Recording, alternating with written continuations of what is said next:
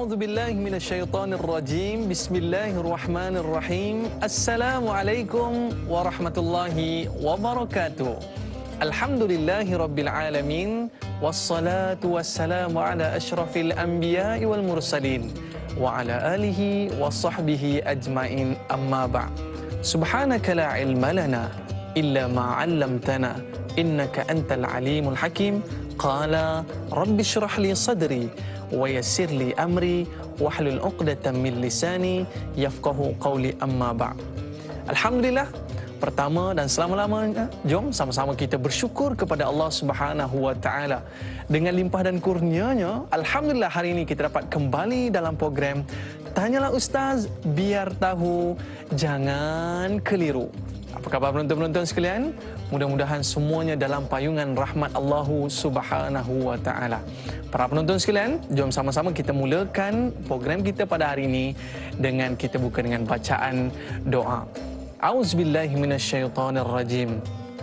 Allahumma inni a'udzu bika minal barasi wal jununi wal juzami wa min sayyi'il asqam. Bismillahilladzi la yadurru ma'a ismihi syai'un fil ardi wala fis sama' wa huwas sami'un alim. Amin amin ya rabbal alamin.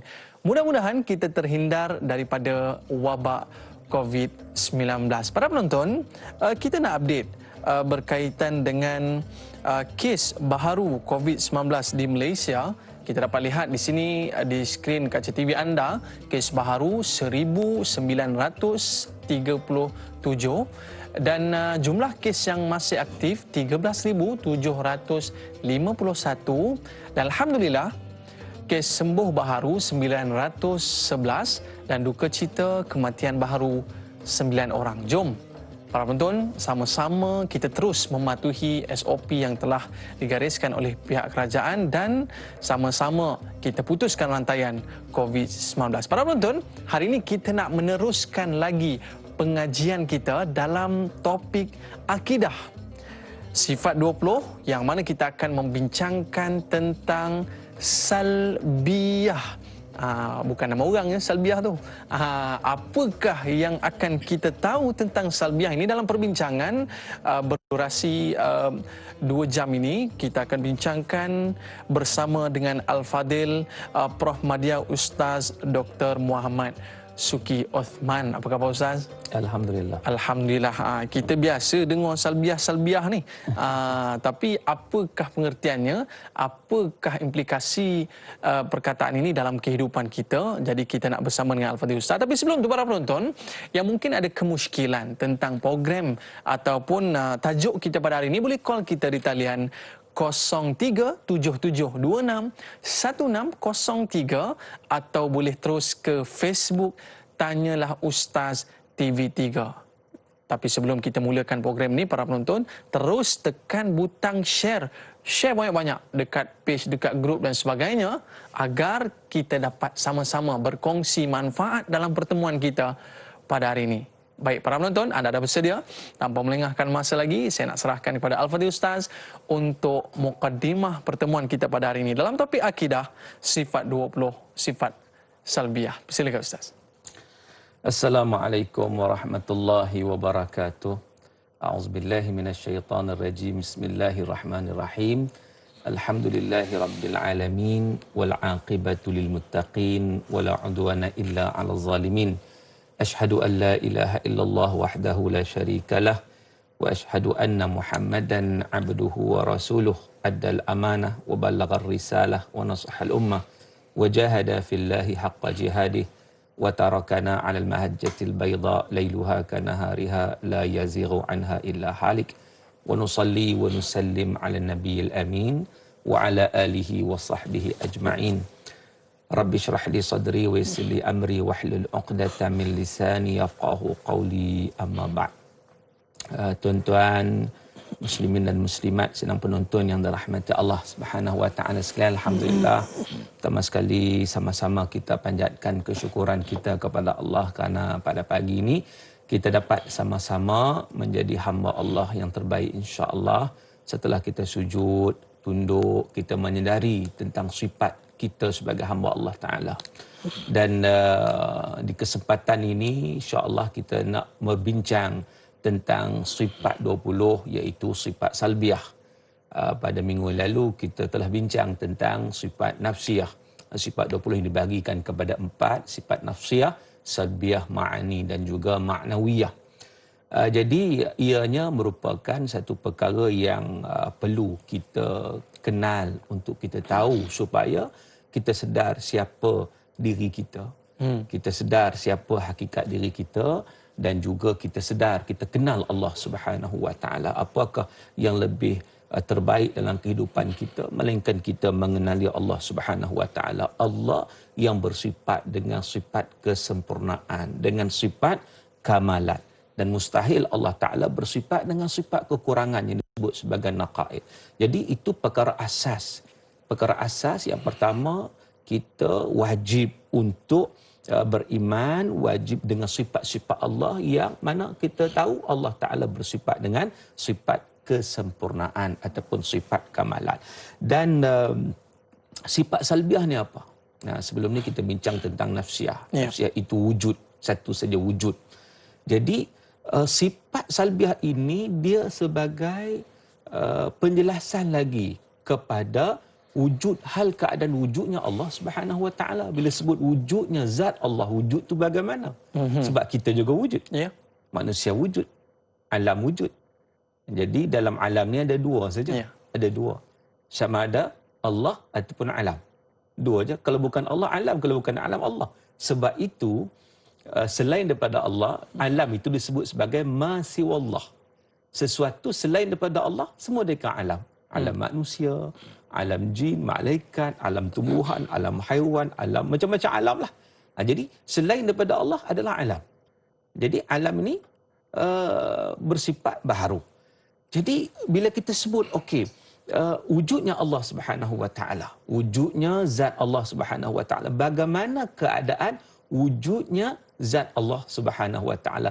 Apakah sama dengan kewujudan yang dapat kita saksikan, kewujudan makhluk sebagai contoh? Maka di sinilah datangnya sifat salbiah. Sifat salbiah iaitu disebut juga sebagai sifat adamiyah. Iaitu untuk menafikan, mentiadakan sesuatu, menafikan kekurangan bagi zat dan sifat Allah Subhanahu wa taala. Itu jadi tujuan sifat salbiah ni adalah untuk tanzih ataupun takhliyah. Tanzih ni maknanya apa? Untuk menyucikan Allah Ta'ala daripada sebarang tashbih dan juga tajsim. Jangan kita bayangkan Allah Ta'ala ni nak menyerupakan Allah dengan makhluk. Jangan kita menganggota badankan Allah macamlah kita melihat manusia atau apa-apa juga makhluk yang lain. Maka dengan sebab itu sifat salbiah ni boleh kita sebut sebagai ta'rif dia adalah hiya ibaratun an nafi ma la yaliqu bihi jalla wa azza, iaitu dia satu ibarat untuk menafikan sesuatu yang tidak layak bagi Allah Subhanahu wa taala. Dia adalah ibarat, dia bukan sifat. Kalau sifat merujuk pada ma'ani, tapi dia merupakan satu amrun i'tibari, iaitu satu kita kata ibarat, satu lafaz untuk menafikan sesuatu yang tidak layak kepada Allah Subhanahu wa taala. Jadi kita kata sifat nafsiyah dan sifat salbiah ni dia lebih bicara soal zat Allah Subhanahu wa taala. Dia bukan bicara sifat. Sifat itu adalah ma'ani. Jadi kita sifat salbiah ni kita sebut tadi, kita menolak sesuatu yang tak layak bagi zat Allah Subhanahu wa taala. Yang mana tidak ada membawa tambahan atau perkara baru pada zat. Baik. Yang sebab apa perbincangan kalau kita lihat sebelum salbiah nafsiyah? Perbincangan itu bermula dengan wujud, sebab wujud itu asasul ilahiyat. Dia asas. Sifat wujud ni awal sekali. Kalau tak ada wujud, yang lain pun tak ada lah. Kita takkan bincang soal-soal qidam, baqa', kita tak bincang lah kalau tak ada wujud. Jadi wujud itu merupakan perkara asas. Sifat subutiyah yang menunjukkan diri zat Allah Ta'ala. Yang bersifat dengan sifat yang ada. Wujudnya Allah Subhanahu Wa Ta'ala. Baik. Wujud ni ada macam-macam lah. Ada wujud hakiki, ada wujud majazi, ada wujud aradi. Wujud hakiki zat Allah dan semua sifat-sifat Allah Ta'ala yang disebut sebagai wujud sebenar. Kita wujud juga, makhluk wujud juga, tapi kita tak qidam, kita tak baqa. Ya. Kan? Ada yang sebut sebagai wujud aradi, iaitu ada permulaan tapi tiada kesudahan. Semua syurga, neraka dan sebagainya. Baik. Bila kita bincang sifat salbiah ni, dia ada 5 sifat. Panjang kita cerita ni, tapi mungkin kita ringkas sikit lah. Ya, Ustaz. Kan? Sebab dia ada 5 sifat. Cantik. 5 sifat salbiah, iaitu qidam, baqa', mukhalafatu lil hawadis, qiyamuhu ta'ala bin nafsi, wahdaniyah. Itu 5. Hari kalau orang nasyid tu, nampak Dayak Aiman ni buat nasyid sedap tu. Kan? Buat doa tadi pun sedap kan. Jadi lepas ni boleh alunkan nasyid sifat 20 tu. Memang cantik lah. Dia senang nak ingat kan. Betul, Ustaz. Orang sekarang ni kalau ngapai-ngapai ni, aduh payah sungguh kan. Tapi bila dia nasyidkan lagu kan, boleh. Macam tadilah. Bismillahilladzi la yadurru ma'asmihi syai'un fil ardi wala fis sama' wasma' alim. Nak baca macam tu tak datang. Tak datang. Tapi bila lagu kan, Bismillahilladzi. Lepas tu memang dia boleh lah. Baik. Inisiatif guru-guru kita pun sekarang ni banyak guna seperti itu. Baik, Ustaz. Sahabat kita ni ada bertanyakan soalan ya. Kita bersama dengan Hana Wanci. Sifat apakah yang terkandung dalam sifat 20 yakni salbiah tadi itu. Dan yang kedua, apakah bentuk-bentuk dan peranan sifat salbiah tadi, Ustaz? Silakan. Baik, terima kasih kepada persoalan Hana Wanci. Sifat apakah yang terkandung dalam sifat 20 dan apakah peranan sifat salbiah? Baik. Ya, Ustaz. Kita baru nak cerita soalan sampai. Cantik. Memang just nak dia masuk, Ustaz. Jadi peranan dia kita dah sebut tadi, menafikan sesuatu yang tidak layak bagi Allah Subhanahu Wa Taala. Dia nak menyatakan tentang kewujudan Allah Taala, yang Allah Taala bersifat kamalat, sempurna. Baik. Apakah soalan tadi yang terkandung dalam sifat 20 sifat salbiah ni? Ada 5 kita sebut tadi. Cantik. Iaitu yang pertamanya qidam, yang kedua baqa', yang ketiga mukhalafatu lil hawadith, yang keempatnya qiyamu binafsi, yang kelima wahdaniyah. Okey, makna dia. Makna dia. Kita tahu hak wajib, kita tahu hak mustahil. Iaitu yang pertamanya qidam. Qidam ni ibarah an adami awaliyatul wujud. Iaitu suatu kepahaman yang menunjukkan tiada permulaan bagi wujud Allah. Itu yang pertama. Qidam ni maknanya tiada permulaan bagi wujudnya Allah Subhanahu Wa Taala. Jadi wajib bagi Allah bersifat dengan qidam. Tak ada tarikh mula. Tak ada. Okay. Sedia ada. Sebab sedia tu ada. Kalau kita terjemuh ke bahasa Melayu ni, kita kata sedia ada. Kan? Dan lawan dia apa? Mustahil. Mustahil dia hudus. Benda baru. Macam kita ni sedia ada ke tidak? Tidak. Kita ni diciptakan. Da'i Aiman sekarang umur berapa? 30, Ustaz. 30. Alhamdulillah, muda belia kan. Baik, 31 tahun yang lepas. Da'i Aiman duduk mana? Tak ada lagi. Tak ada lagi, Ustaz. Tak ada. Jadi kita tidak bersifat dengan qidam. Betul. Kan? Kita ada permulaan. Kita ada. Tarikh lahirnya ada. Ada tarikh lahir kan. Kita hidup pula pada generasi ini. Ada datuk nenek kita, generasi dia. Betul. Kan?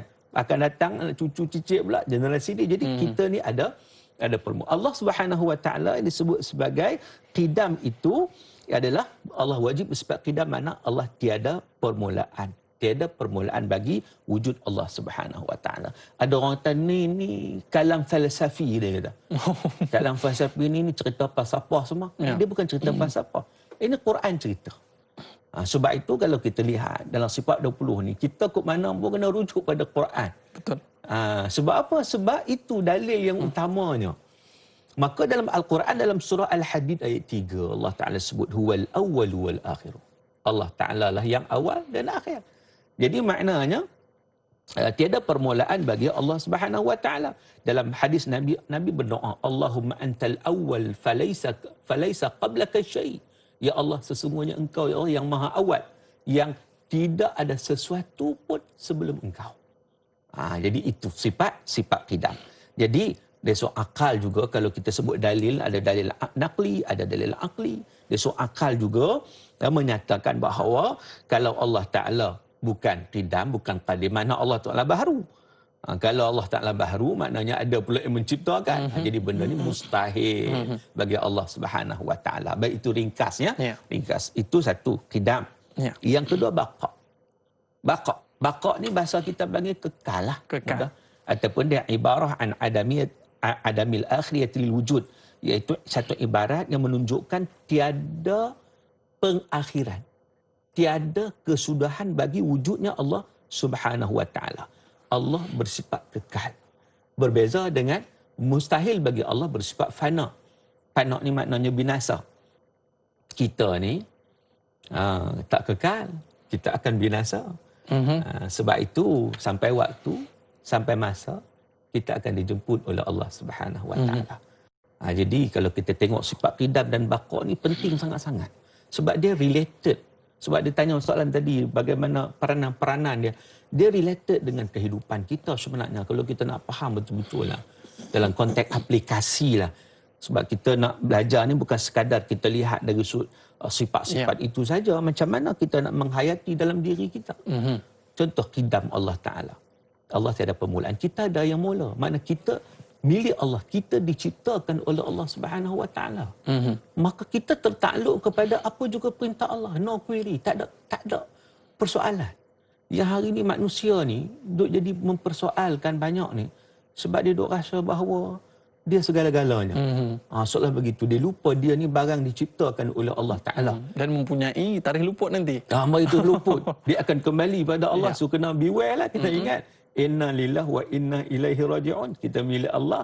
Dan kita akan kembali kepada Allah Subhanahu Wa Ta'ala.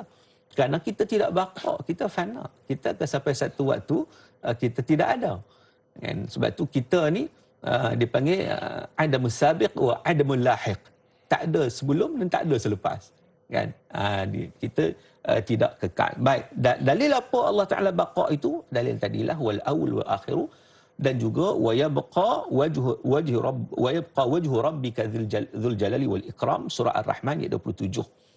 Maka kekallah, baqa itu kekallah zat Allah Subhanahu Wa Ta'ala yang maha agung, maha mulia.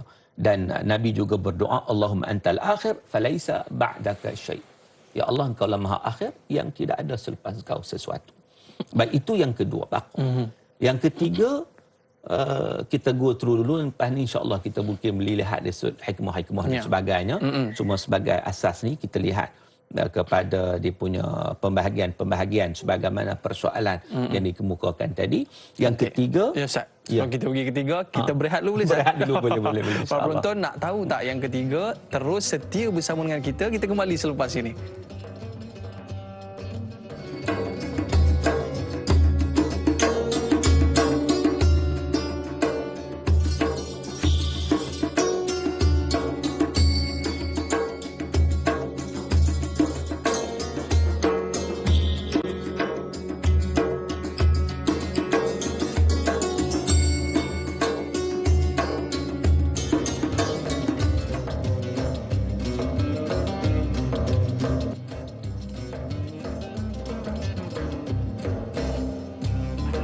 Alhamdulillah, kembali dalam Tanyalah Ustaz, biar tahu jangan keliru. Terima kasih para penonton yang dirahmati Allah Subhanahu Wa Ta'ala sekalian. Kita membincangkan topik akidah sifat 20 berkaitan dengan salbiyah. Ustaz, tadi bila Ustaz sebutkan tentang perkara-perkara tadi, jelas menunjukkan bahawa ke mana kita nak pergi kalau kita rasa besar diri.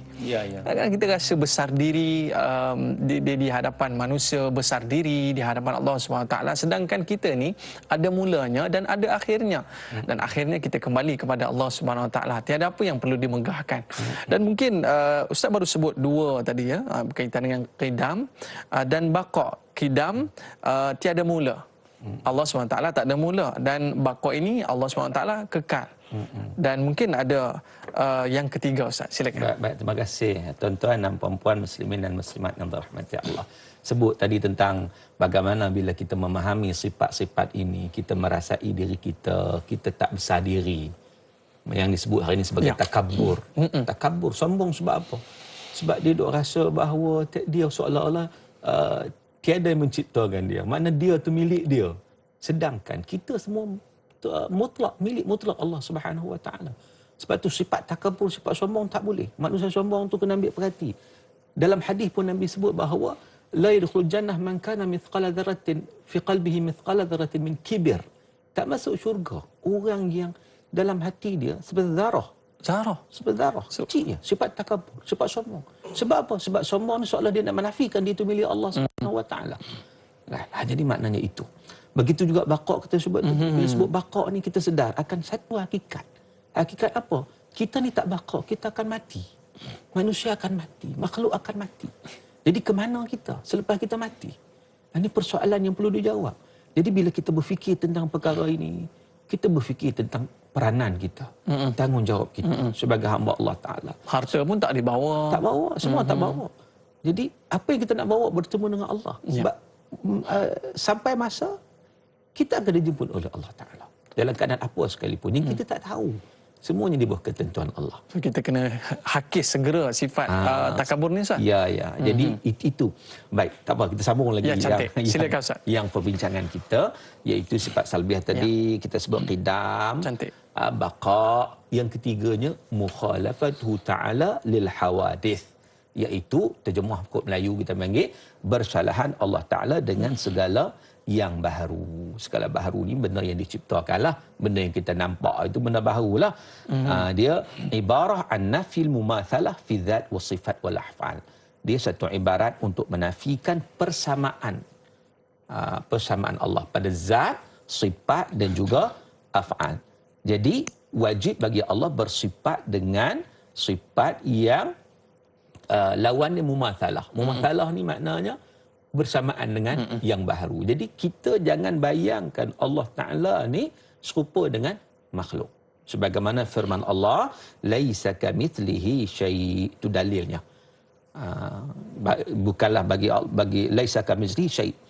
Tiada bagi Allah Subhanahu Wa Ta'ala itu serupa dengan sesuatu. Allah tak serupa dengan sesuatu. Sebagaimana yang kita tahu juga bila mana musyrikin ni mereka menggambarkan Tuhan ni dengan pelbagai gambaran.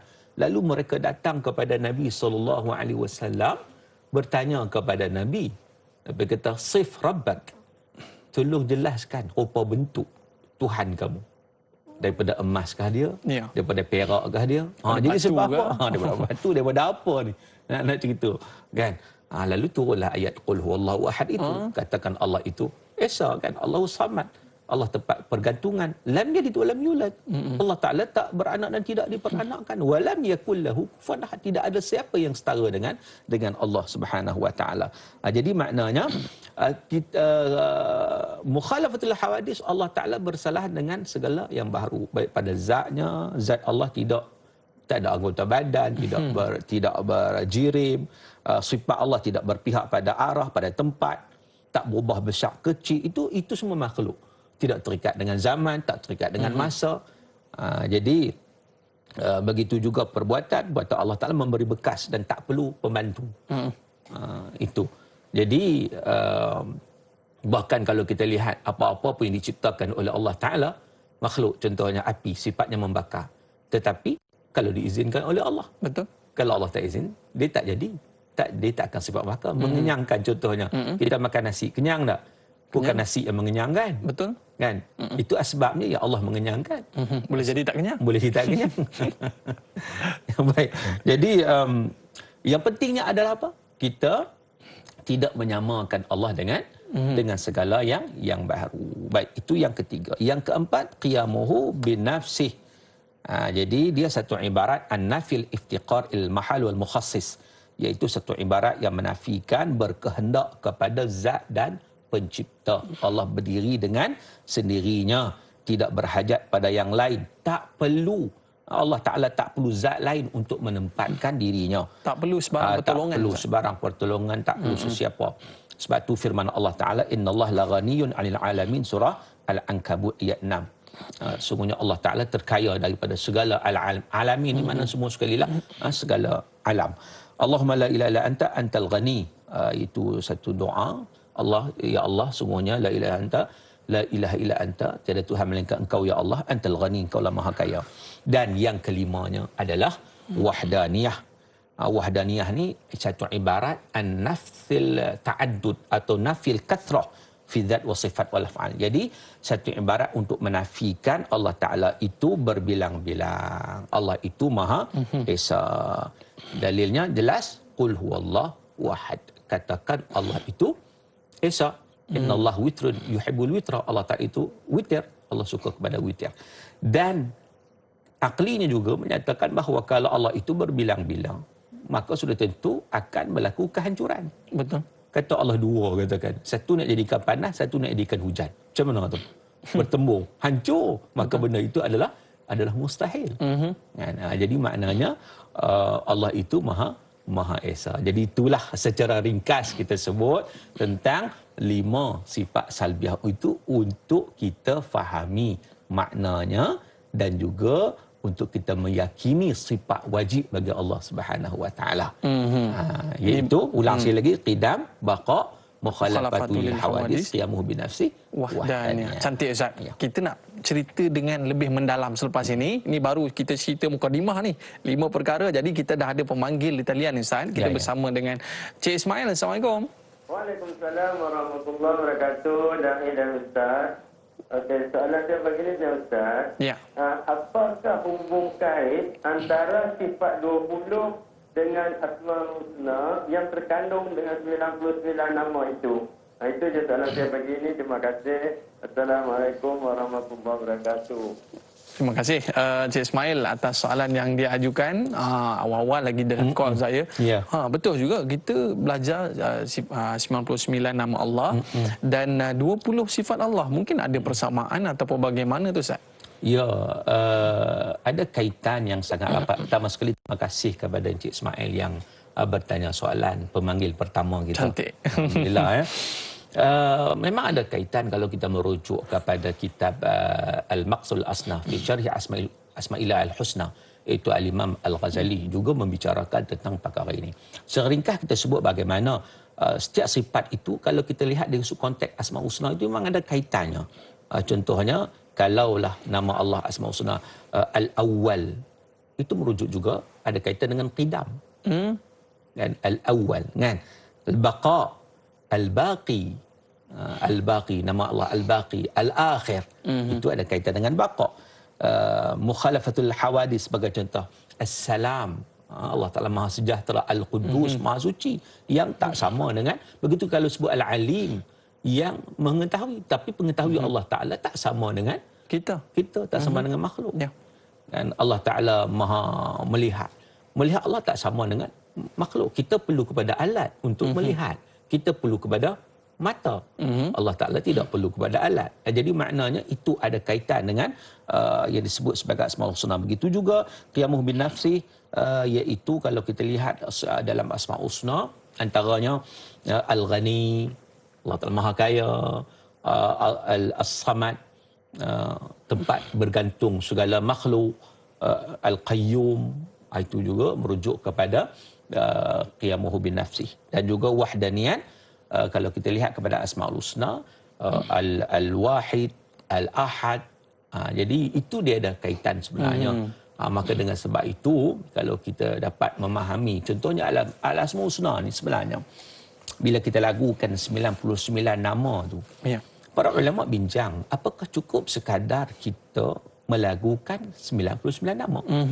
Yang dalam hadis kata, dalam hadis Imam At-Tirmizi, man ahsaha dakhala al-jannah. Siapa yang membilangnya, membacanya, masuk syurga. Apakah sekadar itu? Maka para ulama menyatakan bahawa kalau sekadar itu, orang jahat pun boleh. Betul. Orang jahat pun boleh bilang kan. Itu keadaannya. Maka dengan sebab itu, kita kena faham dia punya isi kandungan maksudnya. dengan lebih terperinci. Tambah pula kalau kita boleh amalkan satu persatu. Ya, ya. Maknanya Allah Maha Kaya. Jadi maknanya kita perlu melihat kepada apa yang boleh kita aplikasikan dalam kehidupan kita. Bila Ustaz sebut tadi nombor 3 Ustaz mukhalafatul lil hawadis, maknanya Allah ni tidak baharu. Dan kita lihat di situ bahawa kita ni baharu. Dan mungkin suatu hari nanti kita tak ada dan digantikan dengan orang lain. Macam kita tengoklah saya, kalau dulu-dulu zaman 60-an hero dekat TV tu lain orangnya. Tapi hero-nya zaman 2020 ni lain pula orangnya. Jadi maknanya kita nak ceritakan zaman kegemilangan kita tu mungkin akan hilang. Zaman kegemilangan kita, walaupun siapa kita di hadapan kaca TV ataupun kita sebagai seorang pemimpin yang hebat pada ketika itu, zaman kegemilangan kita akan hilang. Sebab kita sebagai manusia ini baharu dan kita bakal tiada pada suatu hari nanti saja. Ini satu perkara yang sangat terkesan pada diri saya sendiri. Baik, kita ada pemanggil lagi Ustaz. Mungkin ada soalan yang menarik akan kita dengar pada hari ini. Kita bersama dengan Cik Alias. Assalamualaikum. Waalaikumsalam warahmatullahi. Apa khabar Cik Alias? Cik Alias sebagai tamu perkenaan. Assalamualaikum. Salam. Saya Aiman dan juga Dr. Muhammad Suki. Ya. Silakan. Soalan saya di sini begini. Saya Allah itu tidak berbilang-bilang. Jadi ada setengah pendapat mengatakan kita tidak boleh mengatakan Allah itu satu, Allah itu satu. Kerana dalam nyanyian pun ada dikata tiada lain, hanyalah satu. Jadi nak minta pencerahan bolehkah digunakan satu tu? Tidak boleh digunakan satu ataupun esa sahaja. Dan soalan kedua saya, perlukah ataupun sifat 20 ni adakah wajib untuk dipelajari? Saya tahu di tahun 90-an tu, semasa angkat nikah bukan diwajibkanlah, tapi untuk diharuskan untuk menghafal sifat 20 tu. Minta pencerahan daripada doktor. Itu saya. Terima kasih. Assalamualaikum warahmatullahi.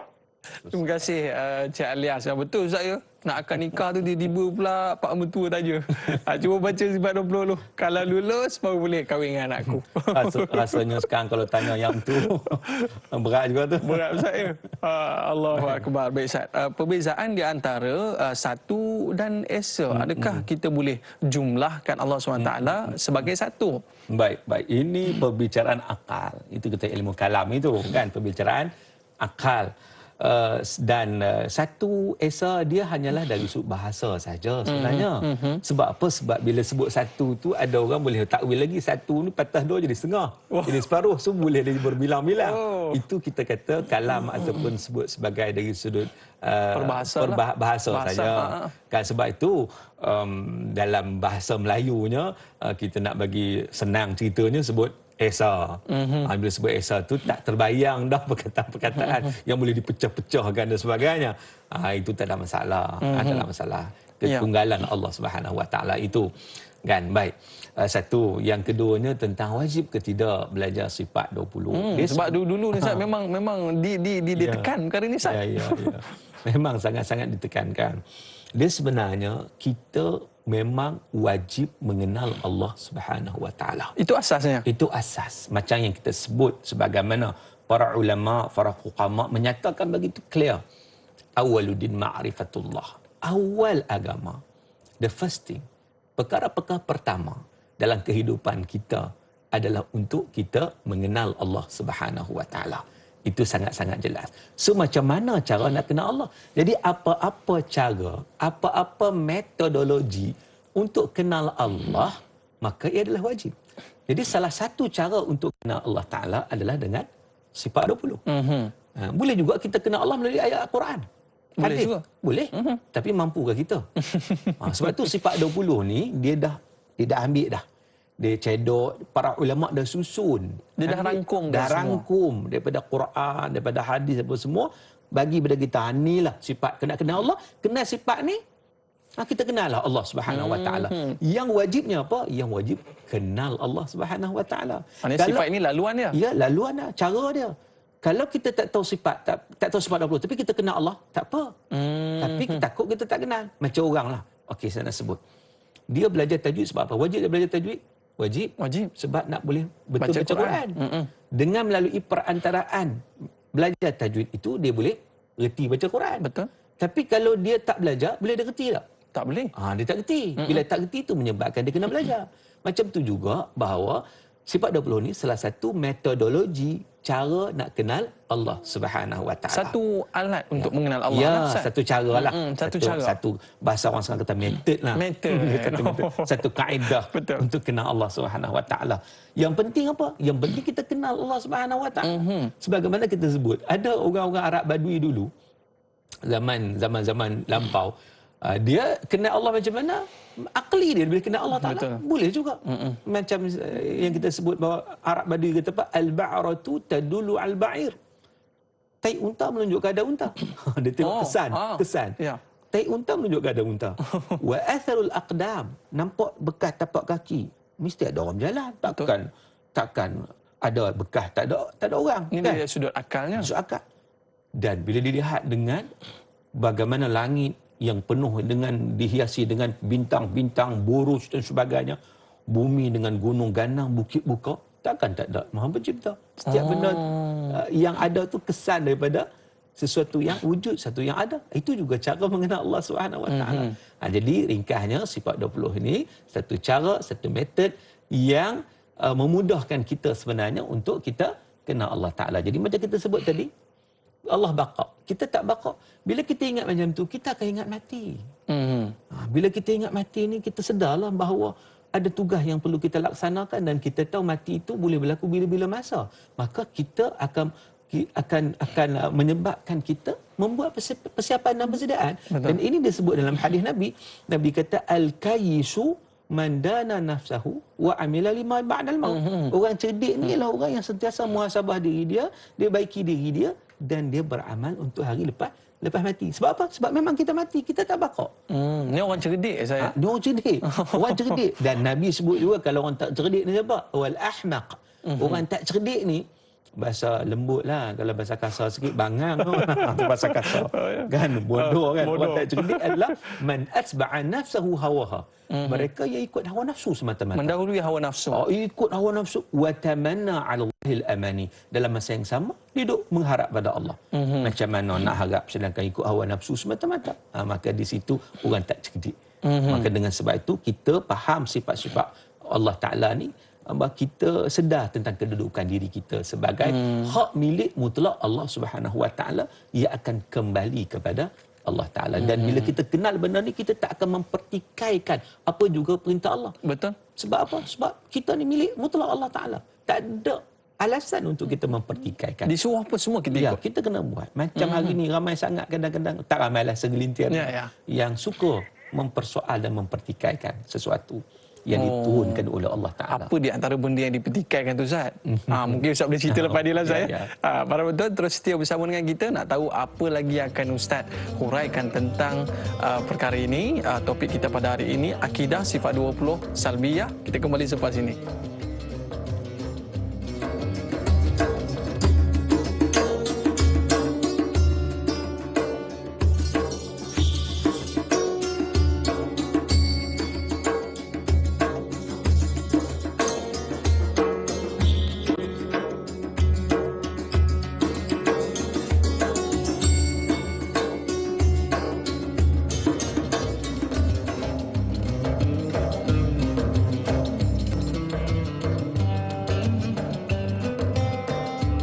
Alhamdulillah, kembali dalam Tanyalah Ustaz, biar tahu jangan keliru. Macam adik-adik kita kat rumah ni sukalah nyanyi lagu Allahu wujud qidam baqa mukhalafatuhu lil hawadisi. Lepas tu sambung sikit. Itu dia. Ada adik-adik kita bagus bangun awal pagi ya, bersama dengan Al-Fadil Prof Madya, Ustaz Dr. Muhammad Suki Othman, juga sebagai seorang pendidik saya. Maknanya dalam pendidikan ni juga perlu kepada satu alternatif untuk memberikan pencerahan kepada pelajar-pelajar, anak-anak dan sebagainya supaya lebih menarik, Ustaz. Baik, kita ada seorang pemanggil istimewa pada hari ini. Assalamualaikum Tuan Haji Tukinon. Waalaikumsalam. Profesor Dr. Muhammad Osman dan Dai Aiman. Serta warga kerja Tanyalah Ustaz di Distrik 9. Haji Tukinon dan Haji Muhammad Adil pada sedai. Okey, persoalannya gini Ustaz. Ya. Doktor, kita tahu tadi ada dah berbincang kenaan sifat salbiah. Dan Haji Ismail pun ada menunjukkan nama-nama Tuhan ada 99. Jadi saya nak minta sikit atas penjelasan daripada Ustaz. Nama Tuhan ni adakah setakat 99 saja ke atau ada lagi? Sebab yang kita tahu nama Nabi memang banyak. Tapi yang kita tahulah 25 orang iaitu termasuk Nabi Muhammad. Jadi nak minta sikit penjelasan daripada Ustaz pagi ini supaya biar tahu jangan keliru. Itu saja soalannya Ustaz. Terima kasih banyak-banyak. Assalamualaikum. Waalaikumsalam warahmatullahi wabarakatuh. Ini soalan cukup menarik ni Ustaz. Dipersilakan. Silakan Ustaz. Baik, terima kasih kepada pemanggil setia Tuan Haji Tukinon di atas persoalan yang dikemukakan. Adakah nama-nama Allah tu 99 je? Dia sebenarnya nama Allah bukan sekadar 99 sahaja. Banyaknya hanya Allah Ta'ala sahaja mengetahui. Banyak, kan? Tapi yang kita disebut dalam hadis Nabi SAW, kalau kita faham 99 ni sudah memadai, insya-Allah kita menghayati macam yang disebut oleh Al-Hafidh bin Hajar menyatakan tentang bagaimana dia menukilkan pandangan-pandangan ulama yang menyatakan bila mana dia mengambil Asmaul Husna ni dengan memahami maknanya, mengambil iktibar daripadanya, contohnya Ar-Razzaq, antaranya Allah Ta'ala pemberi rezeki. Jadi pada hari ini dalam suasana COVID-19 ni, kita faham konsep ini. Jadi kita akan rasa lega. Kita usaha, rezeki tetap Allah bagi. Tak boleh bimbang. Kita tak boleh menentukan rezeki. Kita hanya boleh usaha. Al-kasbu daripada kita. Maknanya usaha ikhtiar tu kita. Betul. Tapi rezeki itu Allah war-Razzaq. Bukan majikan kita bagi rezeki, tidak. Betul. Itu perantaraan saja, makna asbab sampai kepada kita, tapi segala-galanya daripada Allah. Kalau Allah izin kita dapat, Allah tak izin kita dapat. Jadi dalam apa keadaan sekalipun, bila kita ambil iktibar daripada perkara tersebut, jadi kita akan tenang. Kita tak putus asa. Tak perlu bimbang. Tak perlu bimbang, kita tak risau. Kita tak jadi orang yang stres melampau, yang akibatnya sampai tahap bunuh diri. Kerana tak boleh nak hadapi semua perkara ini. Allah tengok usaha kita, saya. Jadi Allah tengok usaha kita. Jadi kita sabarlah yang bakinya. Kita sabar. Allah akan bagi rezeki. Ada setengah orang ni Ustaz, sampai hantar makanan berjalan kaki. Subhanallah. Maknanya Allah tengok usaha. Bukannya Allah tengok kita punya berapa banyak yang kita dapat ni saya. Ya, betul. Begitu juga sifat Allah Ta'ala. Sifat kita saya sifat 20. Sifat 20 saja ke? Tidak. Sifat Allah Ta'ala, Allah bersifat dengan sifat kesempurnaan yang tidak ada taranya. Sebutlah apa pun. Hanya Allah saya mengetahui. Cuma para ulama himpun. 20 ni mewakili yang lain. Ataupun khilaf dengan ulama 20 ke 13. Ada yang kata cukup 13 maknawiyah tak masuk, cukup makni. Ini perbincangan. Kita kata khilaf lah. Jadi tetapi yang sifat-sifat ini cukup kita mengetahuinya. Adakah dia terhad pada sifat ini? Tidak. Macam juga nama Allah terhad 99 saja? Tidak. Nama Allah hanya diketahui oleh Allah Subhanahu Wa Taala banyaknya. Maknanya kalau dia orang boleh faham tentang sifat ini dan nama ini, maka ini boleh mendatangkan keyakinan kepada Allah Subhanahu Wa Taala seperti itu. Perbincangan kita semakin rancak ni. Jadi kita ada lagi pemanggil talian bersama dengan Haji Omar. Assalamualaikum. Assalamualaikum. Wabarakatuh. Dai Aiman dan juga Dr. Muhammad Suki Osman. Saya Omar Abdul Majid dari Cini Timur 3 Pekan Pahang. Assalamualaikum Doktor dan Dai. Waalaikumsalam warahmatullahi wabarakatuh. Ya, soalan saya begini Doktor. Dia kadang-kadang ni lah, bukan kata orang lah, kata anak saya sendiri pun payah ni Doktor. Pasal apa? Dia kata kadar tahu nama Allah cukup dah, badan dah, tak payahlah nak kaji sifat ni, bukan senang. Nak faham, nak arti, nak memahami pun payah Ustaz. Mereka ni kadang-kadang kita ni anggap perkara ni remeh je. Mereka pun kata tak apalah, yang fardu ain lain lepas tak apa dah, sifat 20 tak payah pun tak apa, kita belajar. Jadi ada sifat suara-suara sumbang lagu ni lah ni Doktor. Adakah boleh kita beranggapan segini rupa ke Ustaz? Pasal apa kita ni bila dah ada dengar lagu tu, kita pun kata tak payahlah dia anak kita sifat 20 ni, mereka dah tahu dah, mereka belajar di sekolah, dah macam-macam.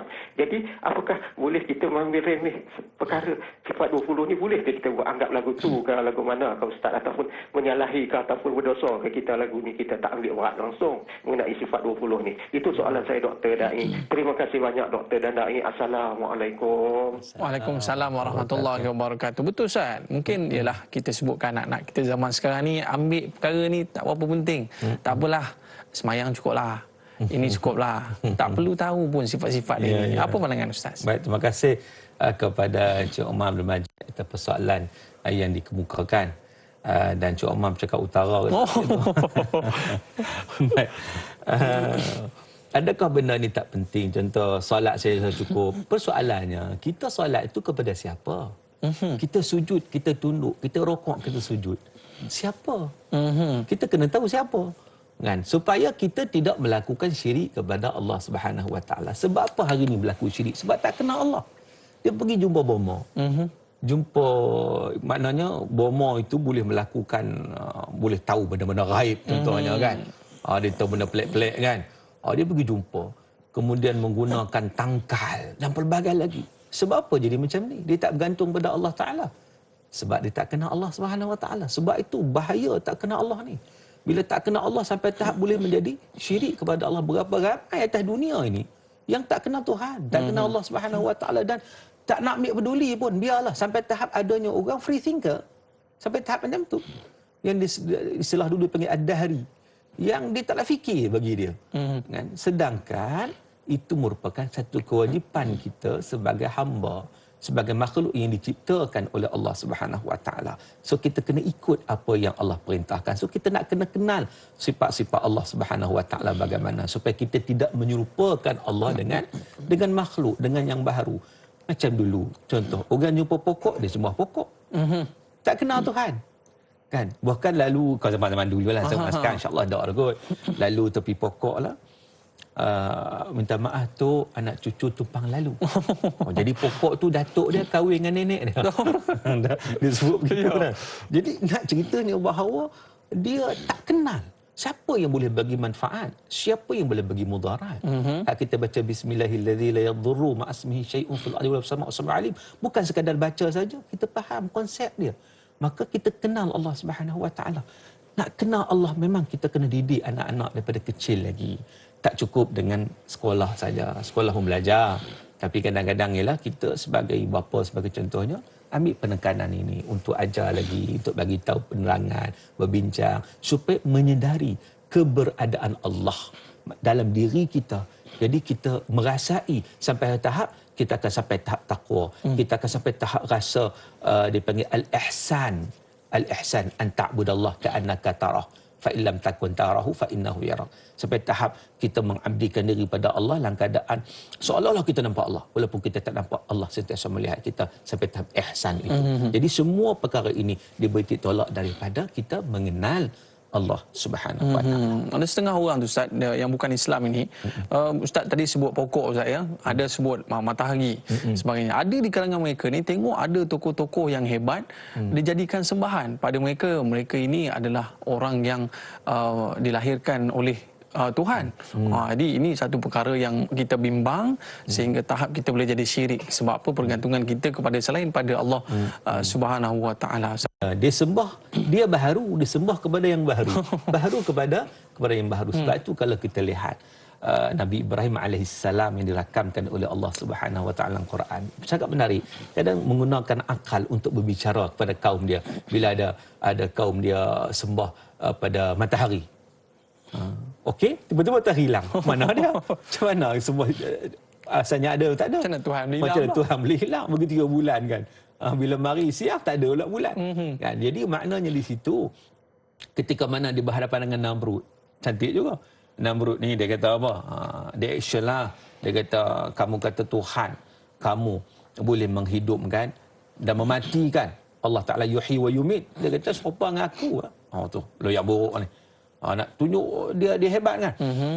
Jadi dia kata aku juga boleh menghidupkan dan mematikan. Dia pun panggil suruh pengawal dia ambil banduan, ambil yang ada tu, dibunuh dua orang, dibunuh seorang, dia biarkan seorang. Dia kata tengok, yang ni aku matikan dia.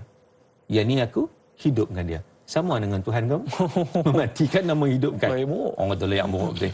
Tapi cerdiknya Nabi Ibrahim alaihissalam, dia kata okeylah kalau gitu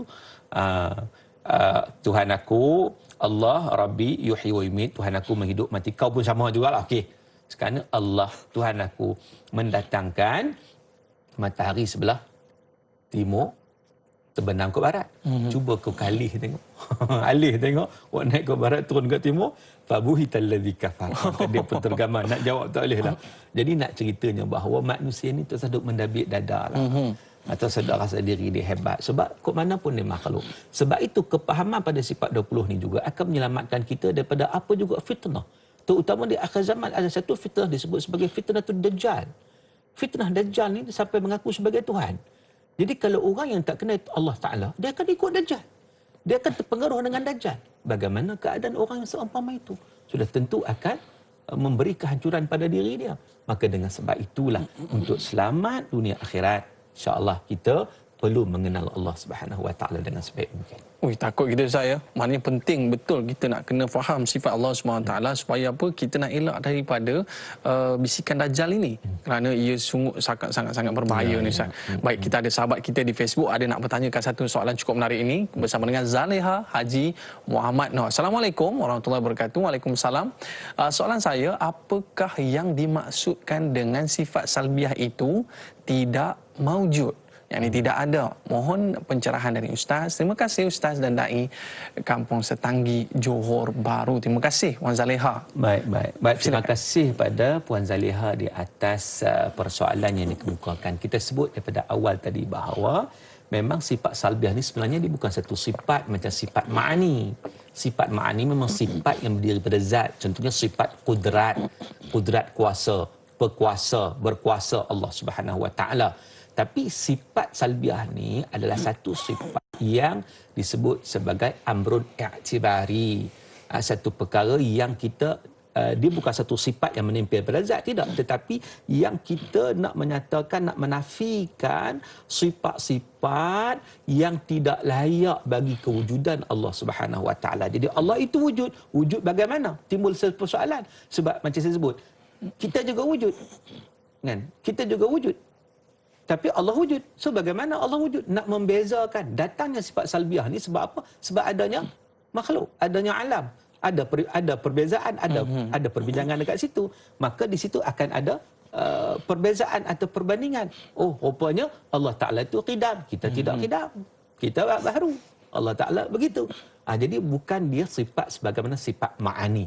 Jadi sifat ini tak wujud yang kata salbiah ni, tapi dia merupakan satu lafaz i'tibari, satu ibarat yang nak menunjukkan sifat kewujudan Allah Ta'ala itu berbentuk dengan lima bentuk tadi, lima sifat tadi, iaitu dengan qidamnya Allah Ta'ala tak ada permulaan, maqamnya tak ada kesudahan, dan seterusnya hak lima-lima kita bincang tadi kan. Jadi di situ keadaannya. Ini peranan salbiah saya. Salbiah dia salbiah. Menafikan kekurangan Allah SWT dan menafikan persamaan dengan makhluk. Subhanallah. Ustaz, kita ada lagi sahabat kita nak bertanyakan satu soalan cukup menarik bersama dengan Wak Dodge. Assalamualaikum. Waalaikumsalam.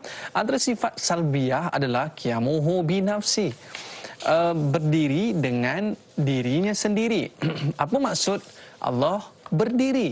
Apa pula maksud berdiri yakni dengan dirinya sendiri? Mohon penjelasan Ustaz Wak Dosh Yong Peng. #biar tahu jangan keliru. Kita faham berdiri ni macam kita berdiri lah Ustaz ya. Tapi bila Ustaz sebut sebentar tadi laisa kamitslihi syai'un, tidak akan pernah sama dengan apa yang dilakukan oleh makhluk. Bagaimana disebut berdiri tadi Ustaz? Baik, sebenarnya maksud yang disebut dalam qiyamuhu ta'ala binafsih, sebenarnya Allah Ta'ala qiyamuhu berdiri dengan sendirinya. Kalau kita lihat kepada ta'rif dia, dia ibarah an nafil iftiqar ilal mahal wal mukhassis. Satu ibarat, satu ungkapan untuk menafikan hajatnya pergantungan Allah kepada zat yang lain dan pencipta. Itu Allah Ta'ala berdiri dengan sendiri. Maknanya Allah Ta'ala tidak berhajat kepada yang lain. Tak perlu apa pun. Allah tak perlu pada zat lain untuk menempatkan dirinya. Allah terkaya daripada segala-galanya. Macam kita ni, kita perlu. Kita perlu. Kita takkan wujud tanpa Allah Subhanahu Wa Taala yang mewujudkan kita. Betul. Jadi itu beza aja. Jadi Allah Taala terkaya. Itu yang disebut dalam firman Allah Taala itu innallah la ghaniyun 'anil alamin. Surah Al-Ankabut ayat 6. Jadi Allah Taala terkaya. Terkaya ni maknanya Allah Taala tak berhajat pada sesiapa. Tak berhajat pada sesiapa untuk menjadikan dia, untuk menambah pada zat dia. Allah Taala berdiri dengan sendiri. Kita kalau haus kena minum saya. Itu dia. Yeah. Okey, ni kita faham ni sifat Allah Subhanahu Wa Taala yang dia tidak perlukan sebarang pertolongan. Hatta bila kita sebutkan bahawa bila kita membantu Allah Subhanahu Wa Taala, maka Allah akan bantu kita. Ini pun kita boleh lihat bahawa sebenarnya Allah tak perlukan pertolongan kita pun, tapi sebenarnya bagaimana tu Ustaz? Mungkin kita akan jelaskan selepas ini, boleh saya? Ya, boleh. Kita berehat seketika. Kita kembali selepas ini. Para penonton terus setia bersama dengan kita. Kita kembali selepas ini.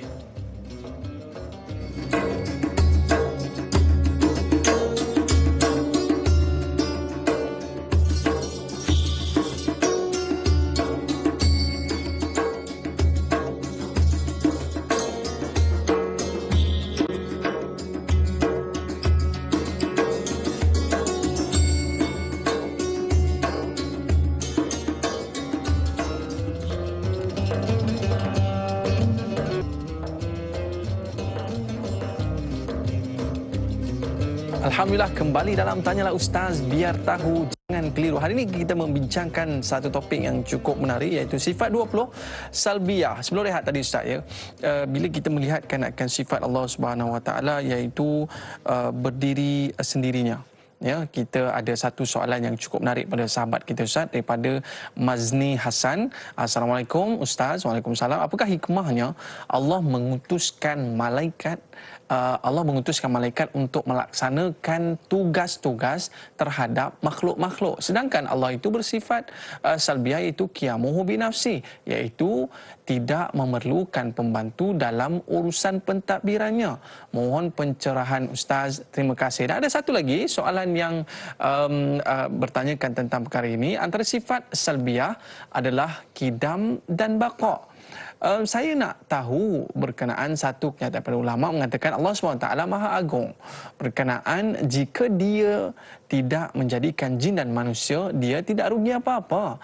Persoalan saya, apa tujuan dia jadikan jin dan manusia jika tidak berkehendak pada makhluk? Apa itu Nur Muhammad? Hashtag biar tahu jangan keliru. Terima kasih Abang Effendi Mak Daud. Soalan yang cukup menarik daripada Bertam Indah, Pulau Pinang. Baik Ustaz, kita melihat Allah Subhanahu Wa Taala menciptakan malaikat dengan tugas-tugasnya tersendiri. Kenapa diciptakan malaikat sedangkan Allah ini tidak perlukan siapa-siapa? Silakan Ustaz. Baik, terima kasih. Allahus Samad. Allah lah tempat pergantungan segala makhluk. Allah tak bergantung pada siapa-siapa. Tapi persoalannya, sebab apa Allah cipta malaikat? Dan malaikat buat kerja pula kan? Malaikat kiraman katibin yang menulis, malaikat hamalatul arash yang menanggung arash, malaikat penjaga syurga neraka, malaikat yang orang paling takut lah, malaikat apa? Malaikul maut. Itu yang orang paling takut Dia kan? kata tu kat pintu tu sembai tu. Dah sudah. Jadi itu malaikat buat apa? Adakah Allah berhajat? Tidak, Allah tak berhajat. Tetapi penciptaan malaikat itu nak menunjukkan keagungan, kebesaran Allah Subhanahu Wa Taala. Makna malaikat yang hebat itu pun, malaikat ni besar Allah ciptakan. Nabi SAW pernah tengok Jibril alaihissalam duduk antara langit dan bumi. Dan malaikat Israfil pula digambarkan dalam hadis Nabi sangat-sangat besar. Sangat-sangat besar. Jadi malaikat yang besar itu pun tunduk dan patuh kepada perintah Allah Subhanahu Wa Taala. Jadi penciptaan malaikat itu bukan makna Allah memerlukan siapa-siapa, tidak, tetapi nak menunjukkan kebesaran dan keagungan Allah Subhanahu Wa Taala. Macam juga ayat yang disebut tadi kan, in tansurullah yansurkum wa yuthabbit aqdamakum.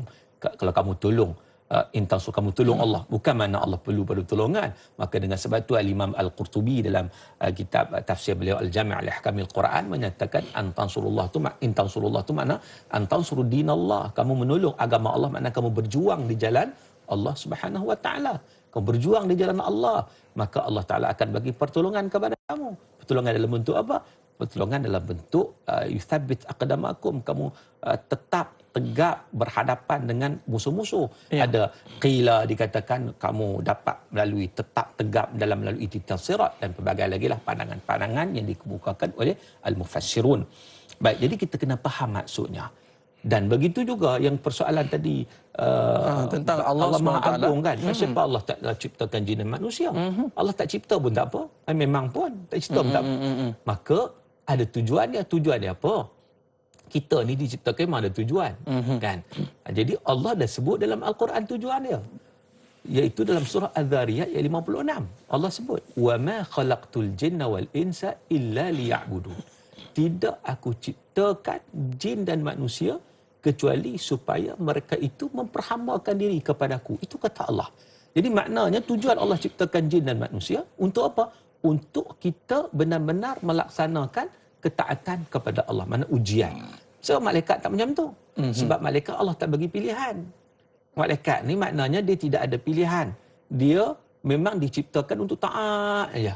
Tapi dua makhluk ni, jin manusia, inilah yang suka melakukan kerosakan. Sebab itu kalau kita melihat kepada surah Al-Baqarah, surah Al-Baqarah ayat 30, ketika mana Allah Ta'ala menyatakan, wa idh qala rabbuka lil malaikati inni ja'ilun fil ardi khalifah. Qalu ataj'alu fiha man yufsidu fiha wa yasfiku dima. Baik. Ketika mana Allah menyatakan, Allah menciptakan manusia sebagai khalifah.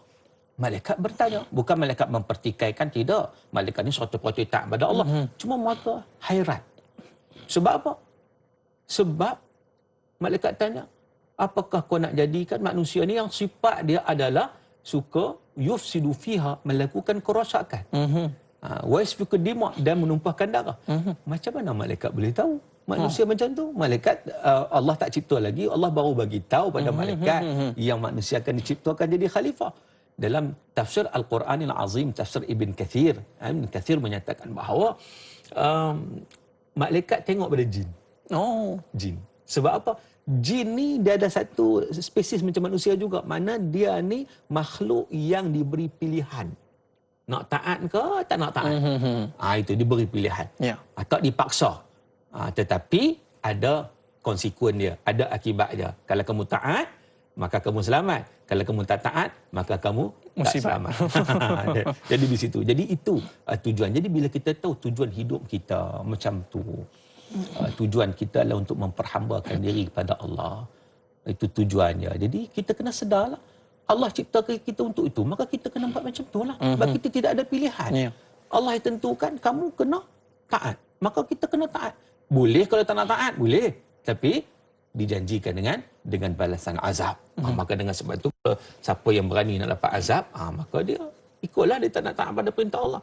Maka dengan sebab itu, bila kita sedar perkara ini, kita akan jadikan seluruh kehidupan kita itu sebagai satu ibadah.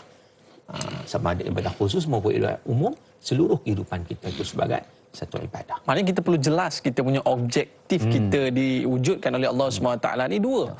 Yang pertama sekali Ustaz sebut sebentar tadi sebagai khalifah, dan yang kedua sebagai hamba yang mentaati segala perintah Allah SWT. Jadi bila kita faham tentang objektif kehidupan kita ni, maka kehidupan kita bersasar. Ya, dan khalifah itu juga ada peranan dia. Kalau disebut lagi, kan? Hak kita nak kena buat itu, iaitu disebut oleh para ulama li iqamatid din wa siyasatid dunyabi. Nak menegakkan agama, itu yang pertama, dan menguruskan dunia dengan cara yang tak bercanggah dengan agama. Tak boleh duduk sajalah, Ustaz. Duduk saja, macam-macam benda boleh buat kan. Mana buat makmur dunia pun satu beribadah, satu tanggungjawab khalifah sebenarnya. Tetapi dalam kita memakmurkan dunia ini ada etika-etika dia, ada akhlak-akhlak dia, supaya tidak melakukan kerosakan, tidak melakukan penyelewengan, tidak melakukan kezaliman. Maka apa yang kita buat itu, walaupun dalam konteks duniawi pun, maka dikira ibadah dan dapat pahala. Masuk dalam kategori khalifah dan perhambaan diri kepada Allah. Bukan setakat solat, mengabdikan diri kepada Allah SWT. Rupanya ada lagi satu objektif, iaitu khalifah dalam memperjuangkan agama itu sendiri, saya. Subhanallah. Para penonton sekalian, kita ada lagi soalan daripada sahabat kita. Boleh kita raikan Ustaz? Ya, ya. Kita bersama dengan Mas Ripah Nur Jamain. Assalamualaikum Ustaz. Waalaikumsalam. Adakah sifat-sifat salbiah itu hanya ada pada Allah dan tidak ada pada makhluk seperti kidam yang sedia ada dan baqa itu kekal? Contohnya syurga, neraka, Arash Allah dan Lauh Mahfuz yang kekal abadi selamanya. Yang kedua, adakah berkehendaknya Allah pada ketetapan manusia itu tidak akan sama dengan kehendak manusia? Allah melihat tidak seperti manusia melihat dengan mata. Allah bersuara, tidak bersuara sama seperti makhluk.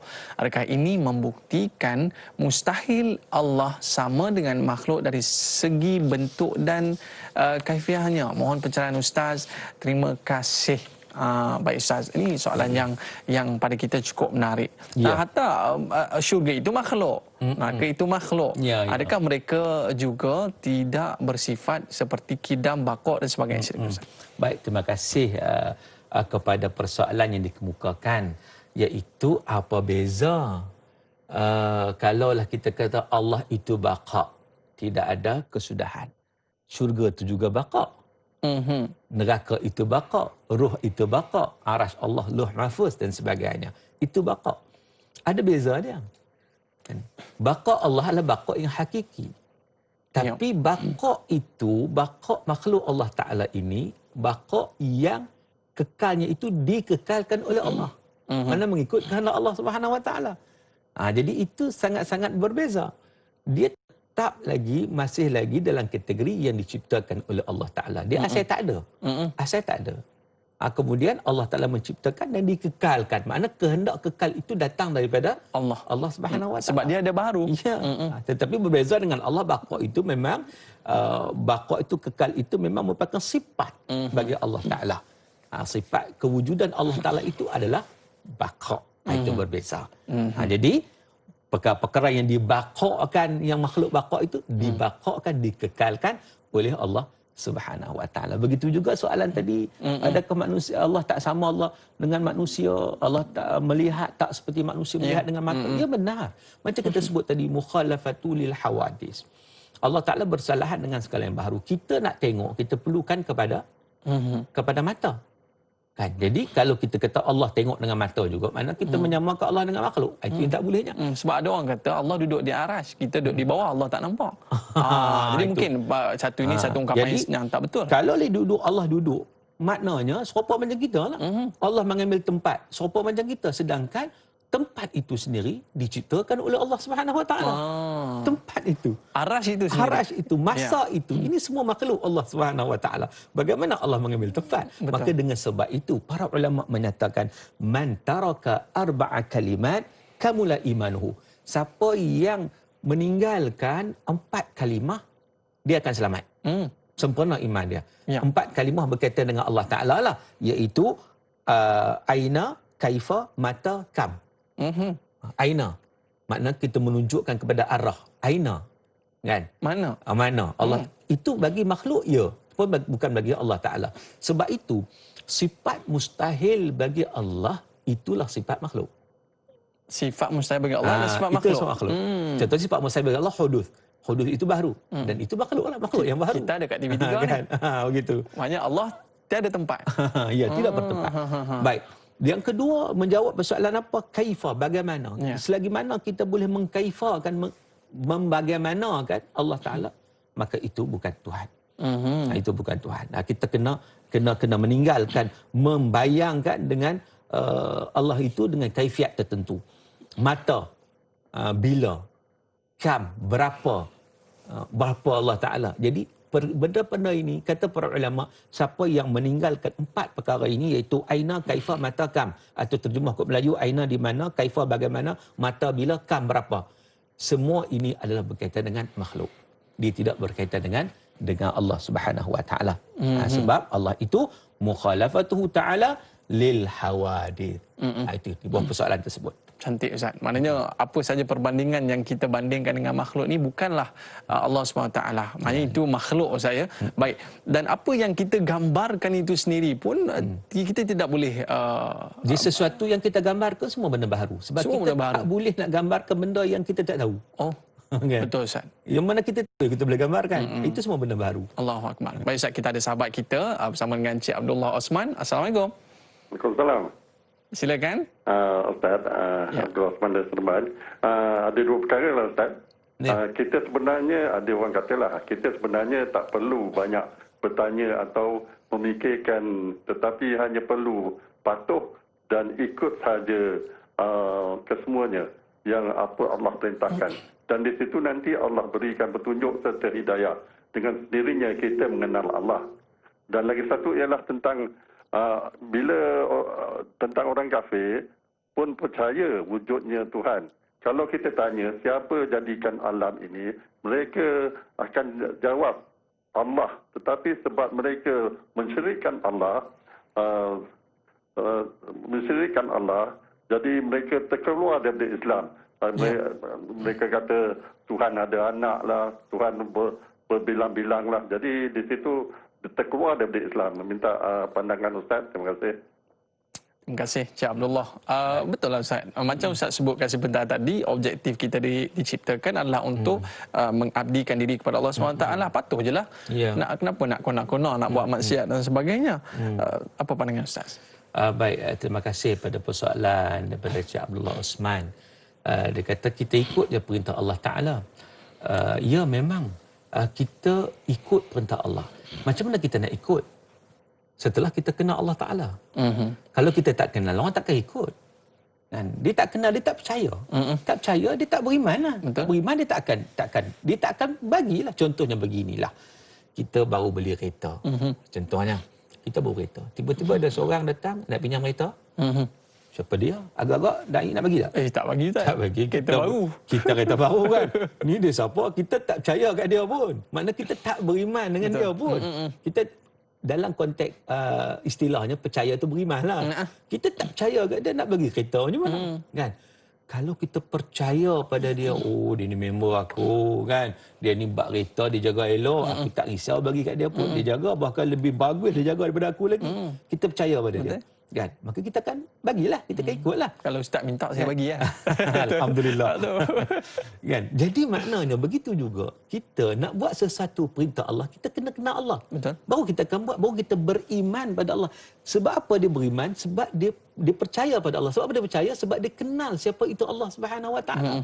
Kalau dia tak kenal, kita takut dia ketika mana dia nak buat, dia buat. Ketika mana macam budak-budak lah, kita tak diajar akidah pada dia. Dia waktu dia nak buat, dia buat. Mak ayah dia ada, dia buat. Mak ayah dia tak ada, dia tengok. Dia tidak ada kesedaran dari sudut perintah itu datang daripada Allah yang maha kuasa, Allah maha melihat dan sebagainya. Jadi di situ pentingnya kaitan keyakinan kita kepada Allah. Itulah membawa kepada pelaksanaan yang lebih total. Kita buat pun dengan lebih teliti. Contoh beginilah, nak mudah faham begini.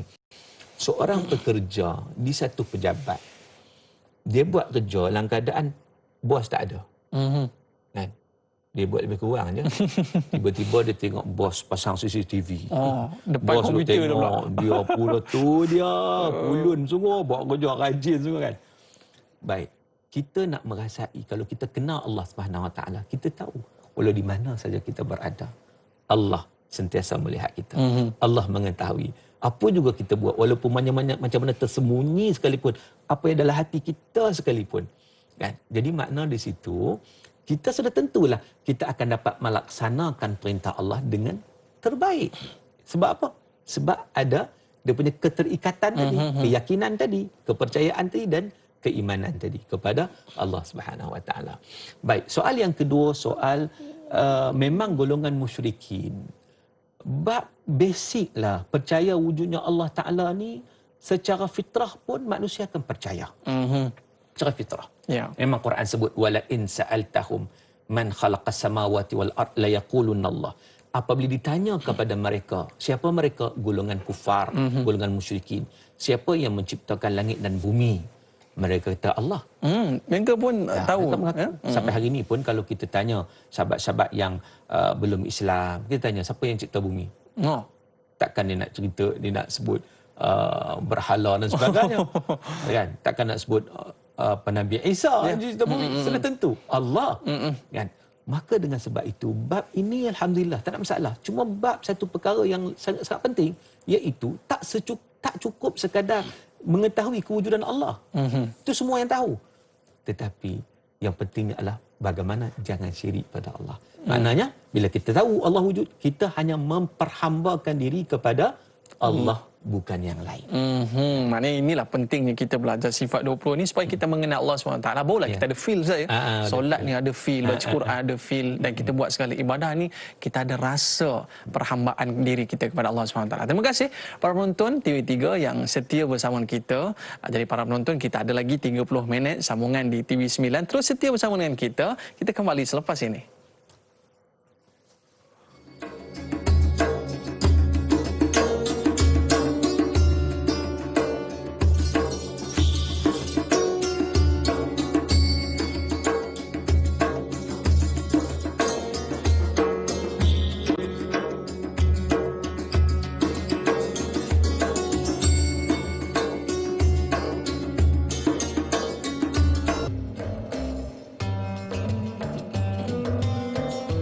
Alhamdulillah, kembali dalam Tanyalah Ustaz, biar tahu jangan keliru. Terima kasih para penonton yang terus setia bersama dengan kita.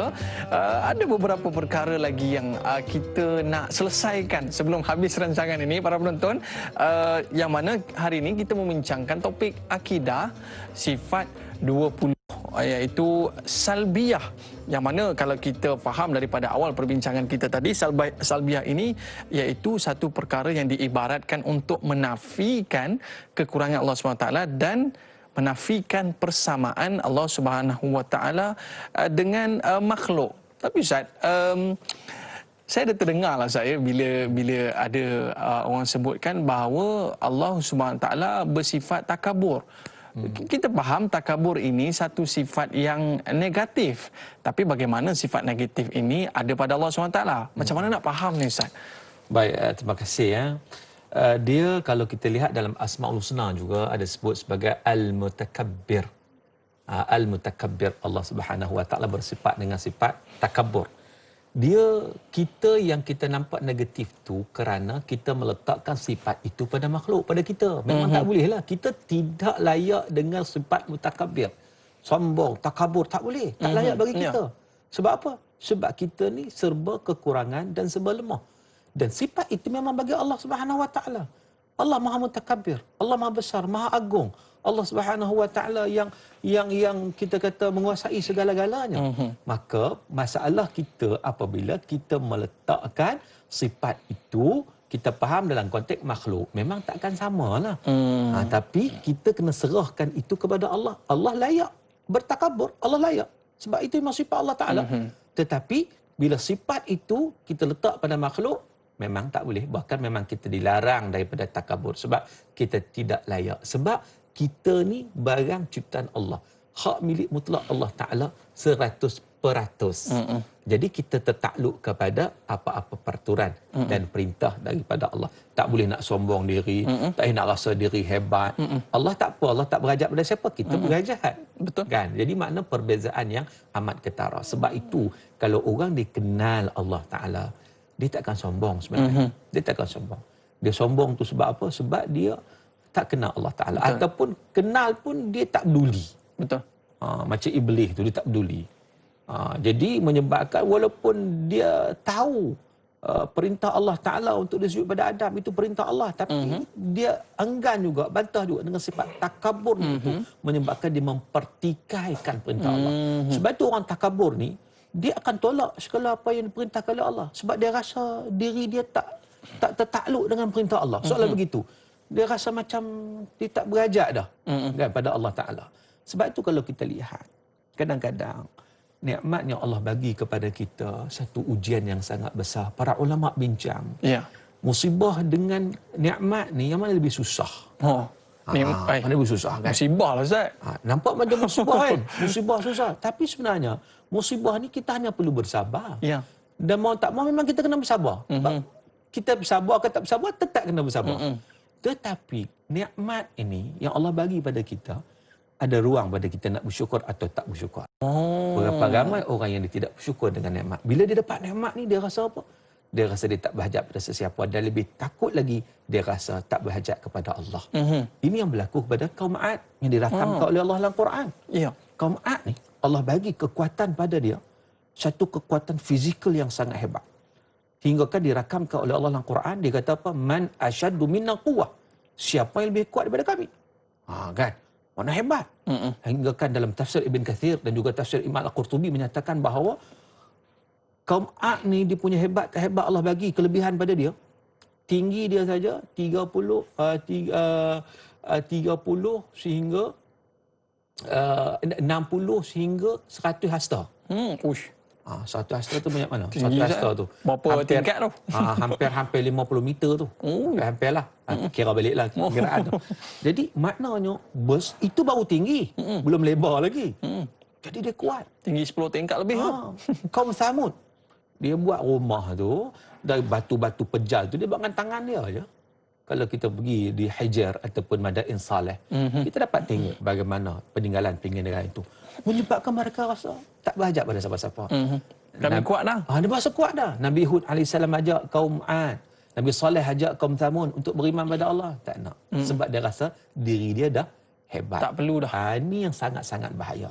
Bila rasa diri hebat, akhirnya dilupa yang maha hebat itu adalah Allah Subhanahu Wa Taala. Dan kita pada hari ini macam tu juga. Ya. Kadang kita Allah bagi dalam bentuk apa kehebatan? Dalam bentuk pangkat, dalam bentuk harta, dalam bentuk kemewahan. Ya. Rasa hebat dah, rasa tak berhajat pada siapa-siapa dah, sampai dia menolak, dia tak peduli dah Allah Subhanahu Wa Taala. Ini makna kita tak kenal Allah. So, sebut ujian dan nikmat ini mana lebih mencabar, rupanya nikmat lagi mencabar. Saya teringat saya, ada seorang makcik ni dia cerita pada saya, keluarga mereka susah. Tapi setiap hujung minggu dan setiap bulan mereka akan berkumpul.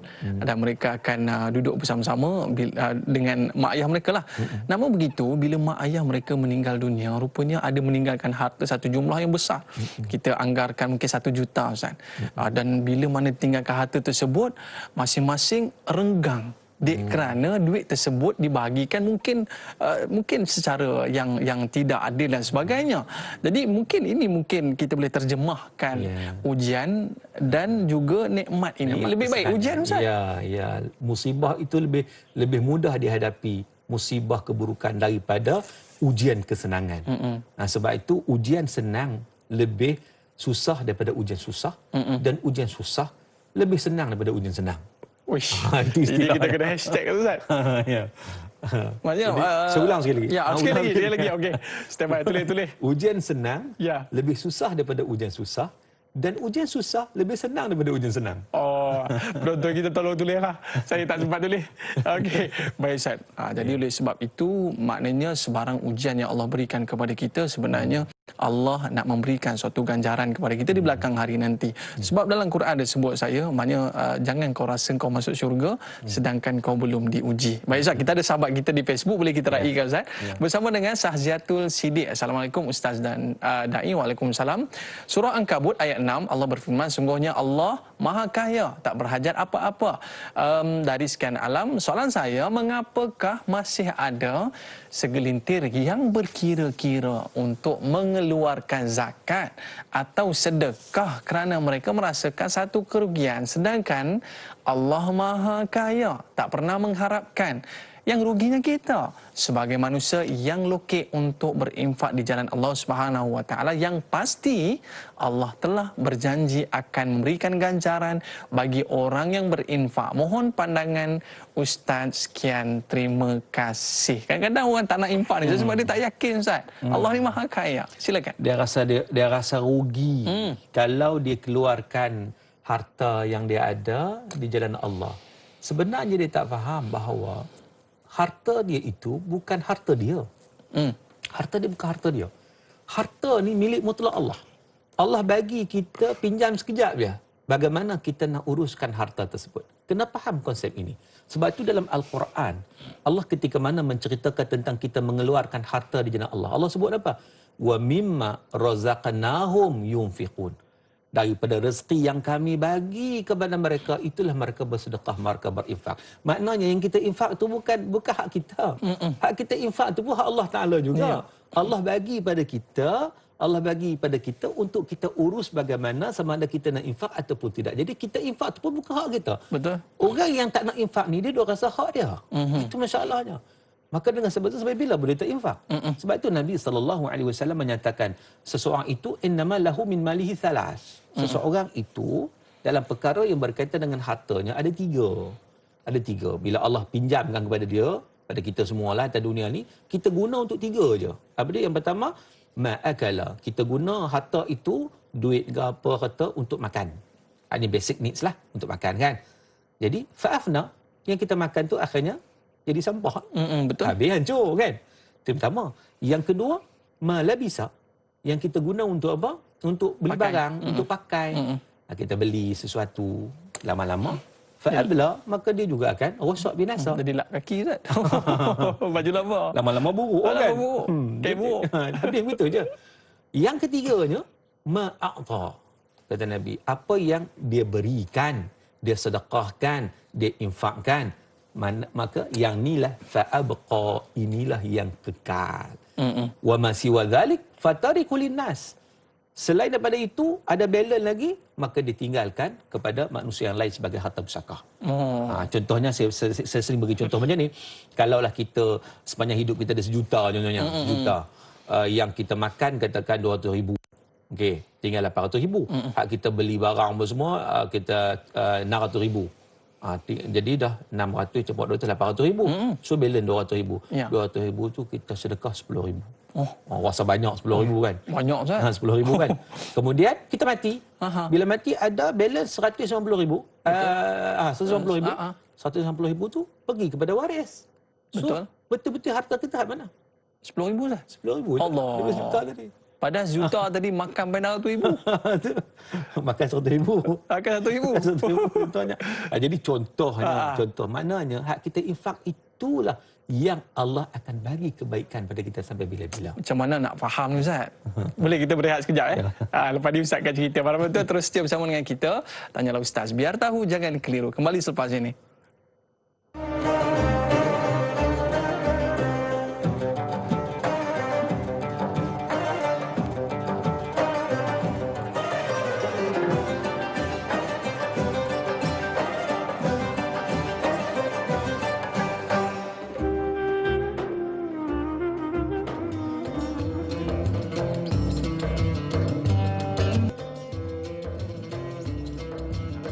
Sana, bismillah.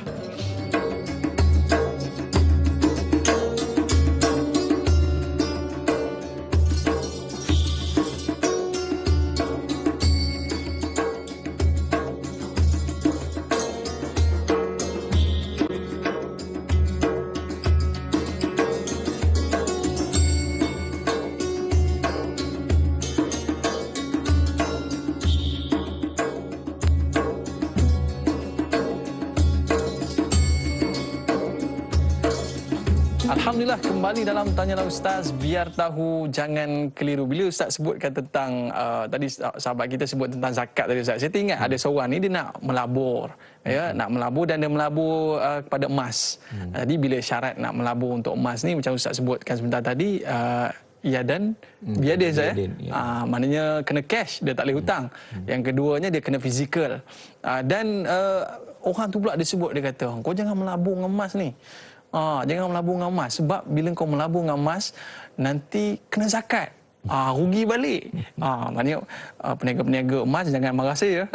Jadi Ustaz, mungkin Ustaz boleh cerita, rugi ke ni Ustaz? Zakat tu merugikan dia banget. Dia kata rugi pula sebab jangan, kena zakat. Jangan menega lah, sebab menega tu kena zakat juga.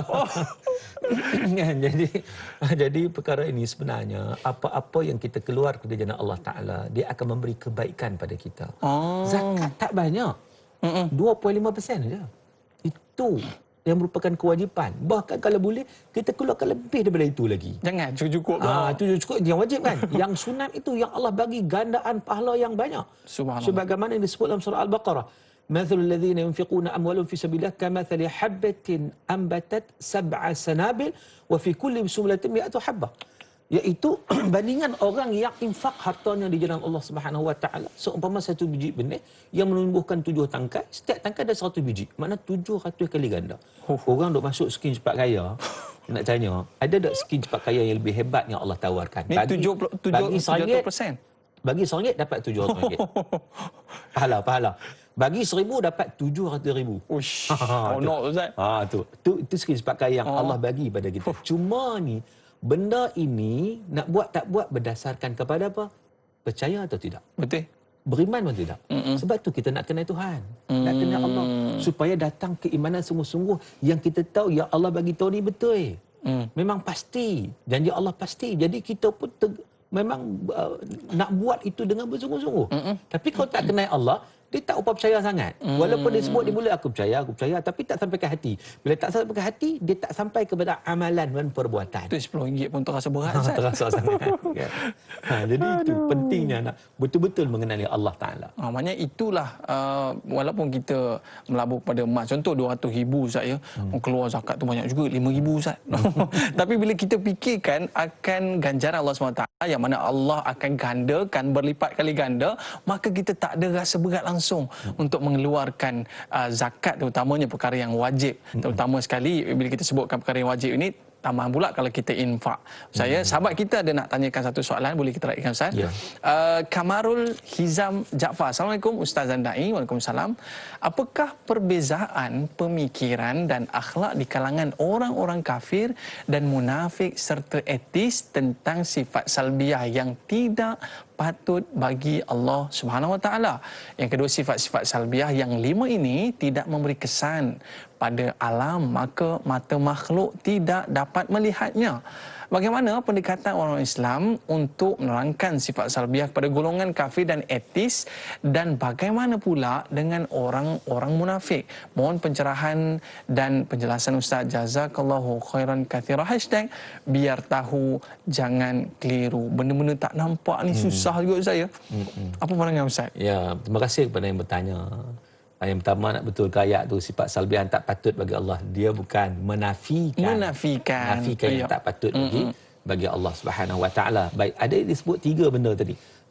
Kafir, munafik, etis. Kafir, munafik, etis. Etis ni kita tahulah yang tak percaya pada Tuhan ni. Seolah dia memang tak berpijak pada bumi nyata lah.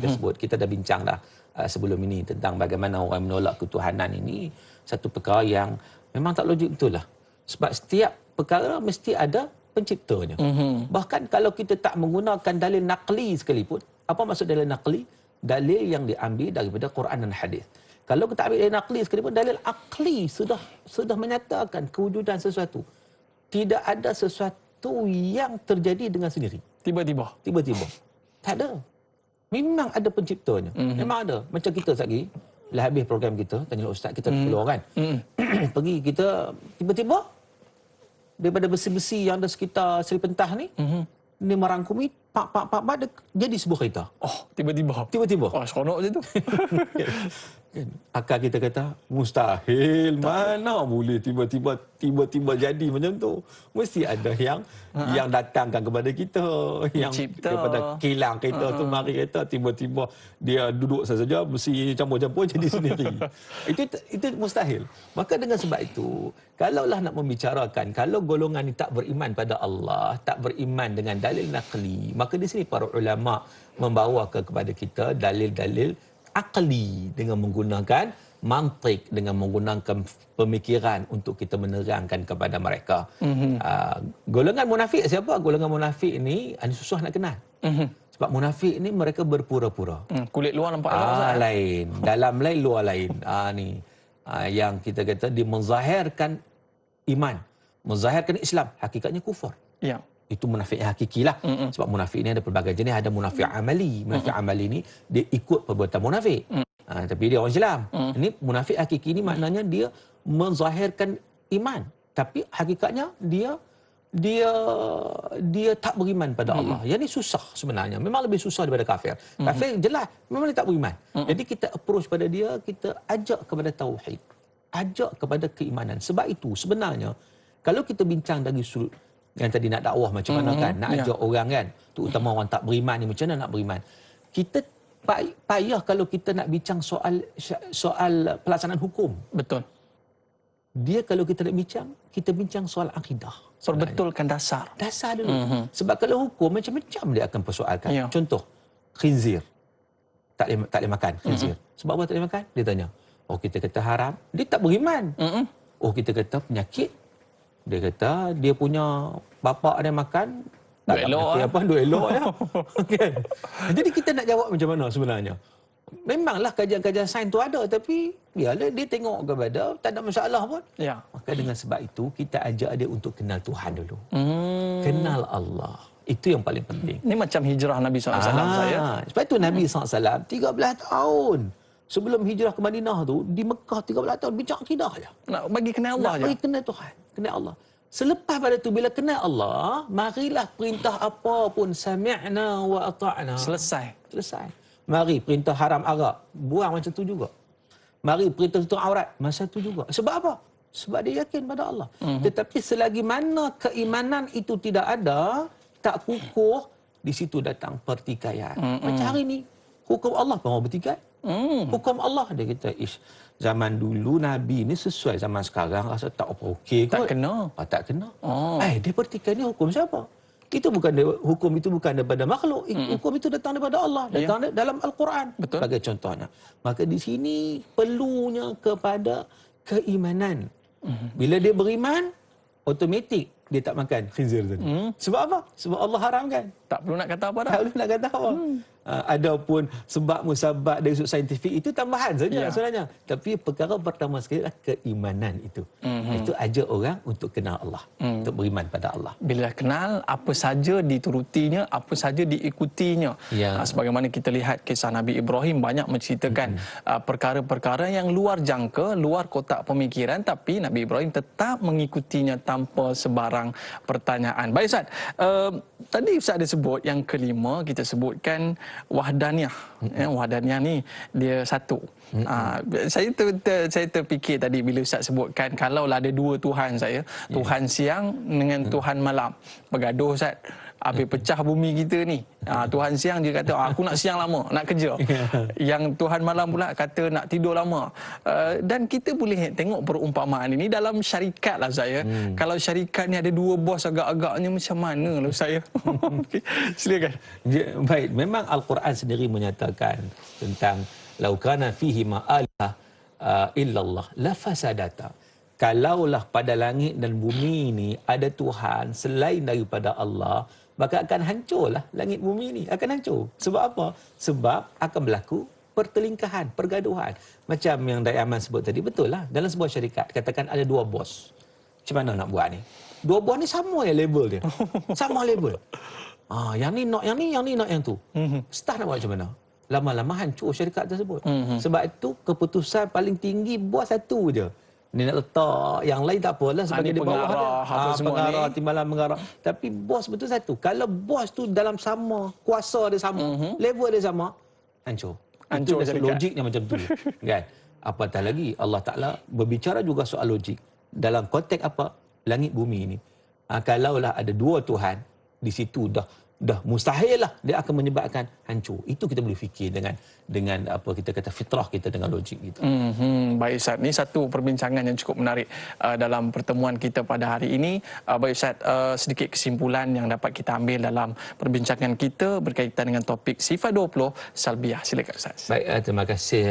Sedar tak sedar kita sudah berada di penghujung rancangan, masa dah nak habis dah kan. Jadi kesimpulannya adalah kita perlu memahami sifat salbiah dalam keadaan kita nak menafikan sifat yang tidak layak bagi kewujudan Allah Subhanahu Wa Taala, berbeza dengan makhluk. Jadi di situ kita sedar siapa kita sedar siapa Allah Subhanahu Wa Taala, kita sedar kita ni 100% milik Allah dan kita bertanggungjawab sepenuhnya untuk melaksanakan ketaatan kepada Allah.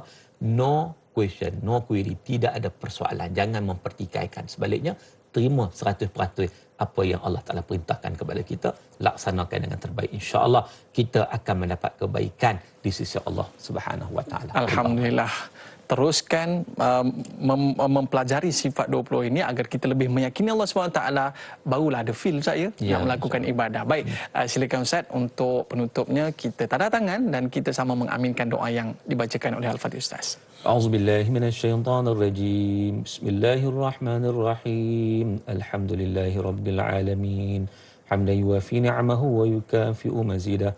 Ya Rabbana lakal hamdu kama yanbaghi li jalali wajhika wa 'azimi sultanik. Allahumma inna nas'aluka ridhaka wal jannah wa na'udzu bika min sakhatika wan nar. Allahumma faqihna fid din wa 'allimna ta'wil. ربنا هب لنا من أزواجنا وذرياتنا قرة أعين واجعلنا للمتقين إماما ربنا عليك توكلنا وإليك أنبنا وإليك المصير اللهم اختم لنا يا الله بحسن الخاتمة ولا تختم علينا يا الله بسوء الخاتمة ربنا آتنا في الدنيا حسنة وفي الآخرة حسنة وقنا عذاب النار وصلى الله على سيدنا محمد وعلى آله وصحبه وبارك وسلم والحمد لله رب العالمين. Amin, amin, amin ya Rabbal Alamin. Terima kasih Fadil Ustaz atas penjelasan ilmu yang diberikan untuk kami semua.